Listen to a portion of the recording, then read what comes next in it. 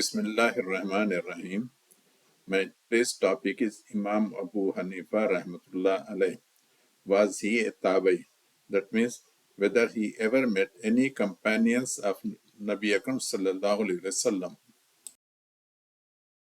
Imam Abu Hanifa rahmatullah alayh was born in Kufa in 80 Hijri and he passed away in 150 Hijri. He lived in Kufa and the first travel he made out of Kufa was in 102 Hijri. That means he was already 22 years old. At the time, the only Sahabi who was alive in Kufa was Hazrat Abdullah bin Ufa. He passed away in 89 Hijri.